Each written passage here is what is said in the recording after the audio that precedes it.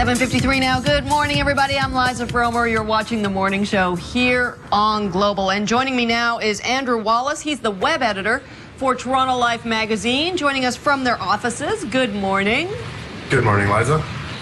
Good to have you with us. So we wanted to check in with you guys because you are one of the best references. I've been a fan of your magazine for so long. One of the best references for what is going on in the city, and whether it's a big event or small, or the restaurants, or what to drink. So first of all, we were just talking about Momofuku and the new noodle bar. We'll just spend a little time there, but that is I mean, people are going nuts for that place already. Absolutely. Like Liam had a good time, had some good food. I mean, what's interesting about Momofuku is that it's David Chang, who's something of a celebrity chef, and he's based in New York. Everyone knows him around, and this has been a hotly anticipated thing. And I think what's so exciting about Momofuku is that it's so accessible to so many people. You can go for the noodles, which is at the lower end scale for $13 to $20 a bowl, all the way to the upstairs tasting and wine pairing menu for $300 a person. And there's actually 4 restaurants, individual restaurants within the Momofuku franchise in that building in Toronto. Right, and then you can check out the hotel, the Shangri-La, which is beautiful, and do that whole thing and have a really cool time. Now, one of the events that I think is so wonderful in this city and so interesting is Nuit Blanche. Mm-hmm. And maybe you can explain, for people who aren't familiar, explain what that is and kind of the highlights of what you might want to hit if you're into it this weekend.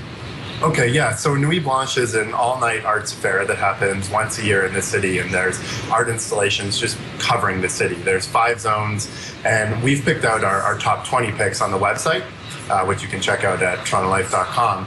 My favorite zone, though, I like to stick to one zone to simplify things, and there's an exhibit at City Hall called Museum for the End of the World, and that's showcasing some really prominent people like Douglas Copeland, Vancouver, the Canadian author and artist. He has something called the Museum of the Rapture there. And then there's also a panel of 3 visiting professors, philosophy professors, who will be talking about the apocalypse and the end of the world as well. So if I was to pick one place to set up shop, especially if you have kids and you don't want to be walking too much, I think City Hall's the place to be. But this does go all night long, doesn't it? Yeah, that's right. All night. So you'll see people on the streets. It's like one big party. I think the best way to look at Nuit Blanche is to think as a citywide party where everyone's on the streets and there's a very energy to the city, and you could bump into people anywhere. You could see an art installation that you didn't even know existed, and you can do that almost anywhere. How do you sort of collate all this information, Andrew? Because, like I said, Toronto Life does such a great job of finding the big stuff and the small stuff. So how are you coming up with everything and finding everything? Well, we like to talk to a lot of our arts writers and reporters who, they're on the beat. They're always thinking about these things. So when they go out there, we want to know, what are you seeing? What are you doing? What excites you? And then I get all the people interested in culture and arts in the city together in the building, and we have a chat about what the best things are to see, who would want to see them, and we try to give a sampling, for everyone, so that no matter who you are, you can kind of find something that speaks to you in the evening. Man, how do you pick? You see everything. I feel like when I look at your restaurant section, I just think it's helpful, but at the same time, I think I want to try about 10 of these. Is there anything you're doing this weekend in particular other than Nuit Blanche? Restaurants, events, anything?